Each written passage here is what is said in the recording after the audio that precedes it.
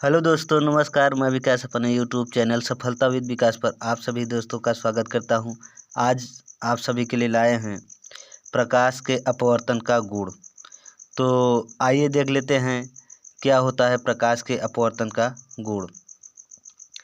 तो सबसे पहले आप लोग देख ही रहे हैं कि ऊपर लिखा गया है कि प्रकाश के अपवर्तन का गुण। तो आज हम लोग इस वीडियो में प्रकाश के अपवर्तन के गुण के बारे में पढ़ेंगे और लास्ट में एक क्वेश्चन आप लोगों से करेंगे। आप लोग वीडियो को स्किप मत करना, लास्ट तक ज़रूर देखना। आइए देखते हैं प्रकाश के अपवर्तन का गुण। तो जैसे कि प्रकाश के अपवर्तन का गुण क्या क्या होता है, प्रकाश के अपवर्तन में क्या होता है, तो आज हम उसी के बारे में बात करेंगे। प्रकाश के अपवर्तन का गुण जैसे प्रकाश के अपवर्तन में जब प्रकाश की अपवर्तन की घटना होती है तो क्यों होती है, कैसे होती है, आइए देखते हैं। प्रकाश के अपवर्तन की घटना प्रकाश के अपवर्तन की घटना में प्रकाश की चाल और प्रकाश की तरंग दैर्ध्य बदल जाती है, लेकिन प्रकाश के किरण की आवृत्ति, ये जो आवृत्ति है ये नहीं बदलती है।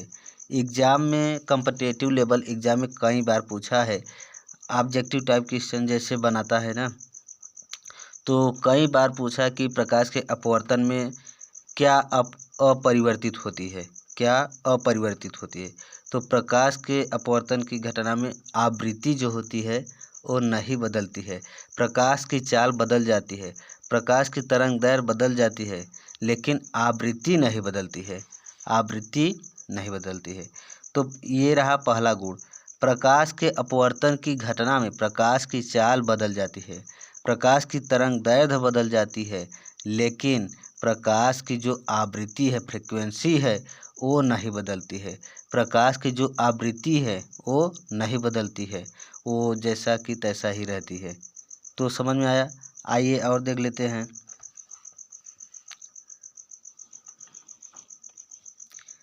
प्रकाश की अपवर्तन की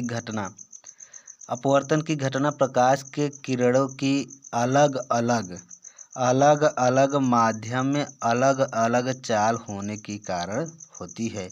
अलग अलग माध्यम में अलग अलग चाल होने के कारण होती है। जिस प्रकाश की चाल जितना अधिक होगा उसका जो अपवर्तन का गुण होगा वो कम होगा, जिसका चाल कम होगा वो अपवर्तित ज़्यादा होगा। तो इस प्रकार अपवर्तन की घटना में क्या होती है, जो प्रकाश की किरण की जो चाल होती है वो अलग अलग माध्यम में अलग अलग चाल होने के कारण होती है। क्या? अपवर्तन की घटना। अपवर्तन की घटना सभी रंग के लिए, सभी प्रकाश के लिए एक जैसा नहीं होती है, वो अलग अलग चाल के कारण अलग अलग माध्यम में अलग अलग होती है प्रकाश की अपवर्तन की घटना।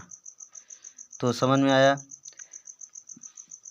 मतलब कि जो अपवर्तन की घटना होती है वो प्रकाश के किरणों की अलग अलग माध्यम में अलग अलग चाल के कारण होती है, अलग अलग चाल की। जैसे किसी की चाल ज़्यादा है, किसी की चाल कम है। आइए और देख लेते हैं।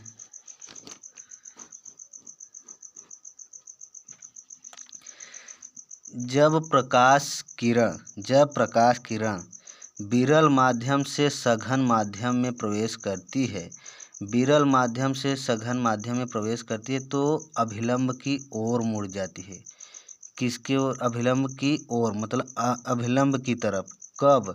जब विरल माध्यम से सघन माध्यम में जाती है। तो इसको हम कैसे याद करेंगे कि सघन मतलब कि जब सघन में प्रवेश करती है, जब विरल माध्यम से सघन माध्यम में प्रवेश करती है तो अभिलंब की ओर मुड़ जाती है। तो अभिलंब की ओर मुड़ जाना का मतलब अभिलंब से सट जाती होगी, अभिलंब से सट जाती होगी। थोड़ा मतलब मान लीजिए या फील करिए कि जब विरल माध्यम से सघन माध्यम की ओर जाती है, जब सघन माध्यम की ओर जाती है तो अभिलंब की ओर मुड़ जाती है। तो अभिलंब की ओर मुड़ना या अभिलंब से सट जाती है। थोड़ा फील करिए। तो जब सघन, सघन मतलब सट जाना, जब सघन में प्रवेश करे तो अभिलंब से सट जाएगा, और सट जाएगा तो मतलब अभिलंब की ओर मुड़ेगा। एग्जाम में यही कन्फ्यूजन में डालता है कि जब पूछता है जैसे कि जब प्रकाश की किरण विरल माध्यम से सघन माध्यम में प्रवेश करती है तो अभिलंब की ओर मुड़ जाती है। ऑप्शन में देगा कि अभिलंब की ओर मुड़ जाती है, अभिलंब से दूर हट जाती है, या दोनों घटना होती है, या इनमें से कोई नहीं। तो जब विरल माध्यम से सघन माध्यम में प्रवेश करती है तो अभिलंब की ओर मुड़ जाती है। जब सघन में प्रवेश करेगी तो सट जाएगी। समझ में आया? ऐसे याद करेंगे तो नहीं भूलेंगे। जब विरल माध्यम से सघन माध्यम में जाएगी तो अभिलंब की ओर मुड़ जाएगी। क्या? अभिलंब की ओर मुड़ जाएगी। तो जब विरल से सघन में जाएगी तो अभिलंब की ओर मुड़ जाएगी या अभिलंब से सट जाएगी। सघन सट जाना, सघन सट जाना। समझ में आया? उसके बाद